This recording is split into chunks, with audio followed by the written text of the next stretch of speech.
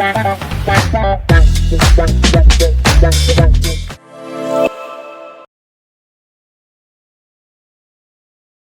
for tuning into a special collaborative episode between the Gale Ventures Podcast and the Ionavation Podcast, coming to you from the Heinz Institute for Entrepreneurship and Innovation at Iona University.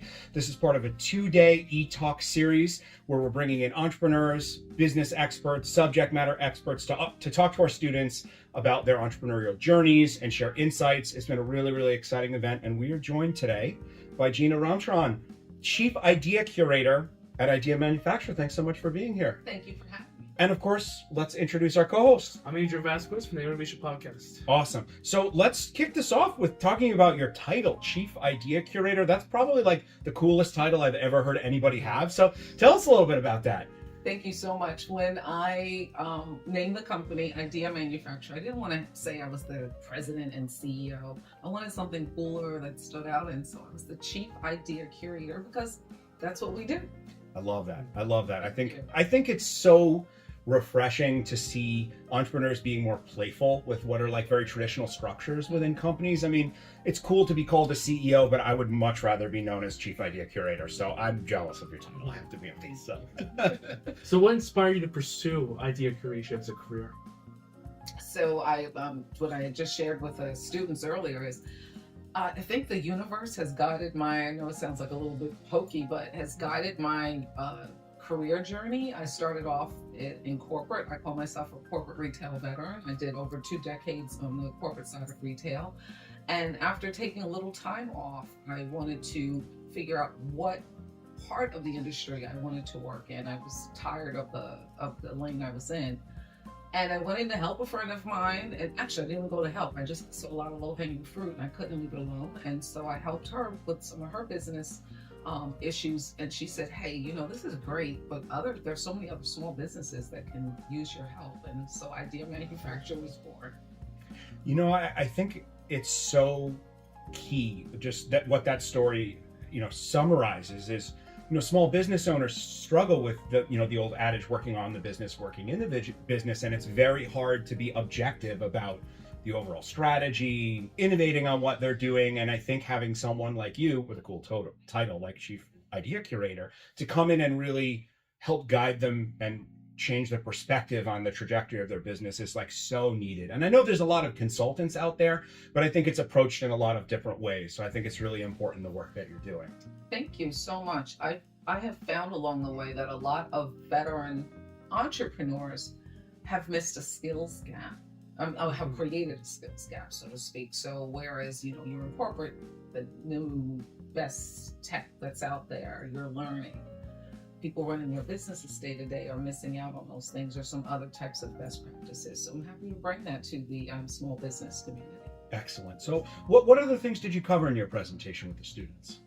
A little of everything. We talked about being an entrepreneur first, in the side. I found myself in the entrepreneurial shoes. I was, and also fortunate enough to work for organizations that allowed me to exercise my creativity, to own a piece of the business, to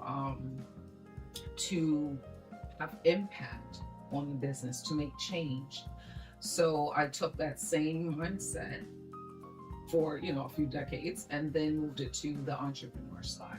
Fantastic. So I've been sharpening the tools the whole time. So can you share a lesson that you learned throughout your journey? Because part of the entrepreneurial mindset is just failing but getting up again, please. So we tell people all the time to fail forward and not let fear or failure stop you. You might need to take a step back. You might need to take a few deep breaths, a little bit of time away from project. And time away from a project or from a business is not the worst thing, because it gives your mind time to freeze up space and gives your mind time to think about new things. So definitely failing forward is key. And I just shared with the students that I think it's either Richard Branson or Warren Buffett says, if you're not failing, you're not working. Yeah. So it's definitely key. And I always share, the worst answer you're ever going to get is no. I'm not a person, I don't like sales, but sometimes in any business, you're selling something, service, product. So you have to do it. And when someone says no, keep it moving. Yeah. Just keep pushing. And it's so interesting. Like we talk about this quite a bit with our students, especially in the 200 level class, the intro to entrepreneurship is, that fear of failure, that fear of making mistakes is a huge inhibitor of creativity. And being an early stage entrepreneur, it's usually about solving the problem and pushing through challenges by being creative. And when you take that fear out of the equation, it really does change the mindset of yourself or your team or whatever your cohort is. So I think it's really important to just have a mindset shift to know that it's okay to make mistakes. As long as you learn from them, it's inevitable. Yes. So do you have any ideas for how to viably test an idea without sinking all your financial resources into an idea? It depends on what that idea is. So, it's hard to test a rocket without a lot of detail. All right. So, but if you are testing makeup, you have a new moisturizer that you made that you think will compete in the market. As I shared earlier, don't just test with friends and family because they're generally going to tell you what you want to hear. Well, actually, often it depends on whom. But they're going to let you down gently. Open yourself up to test with strangers, to be creative about approaching people for the test so that they want to do it, and take their feedback and make it work for you. Even if it's fantastic feedback. Mm-hmm. Yeah, I think that's, when validating an idea, right? I think, one of the questions, it's great to get positive feedback, but it's like with our students, we use the user feedback, right? What works, what doesn't work, what am I not thinking of? And what ideas do you have? It's like, even if the feedback is overwhelmingly positive, there's always room. And oftentimes when people are, talking with you, especially if they know you, they don't want to hurt your feelings. And so, as to your point of getting outside your circle, I think that elicits much more of this feedback.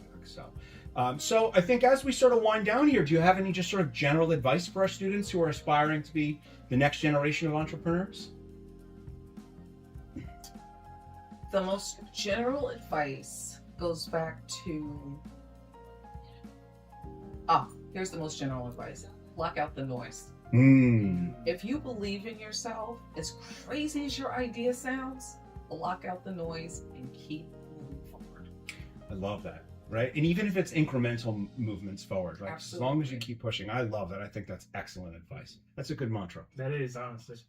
Well, Gina, I want to thank you for your time. I want to thank you for being here as part of this eTalk series. Students get so much from having great innovators like you come and share your story and your advice and your journey. And thanks for taking a couple minutes to chat with us today. It's my pleasure. Thank you. Awesome. And for all you out there, thanks for tuning in to the Gale Ventures and the Ionavation Podcast. And we'll see you in the next episode.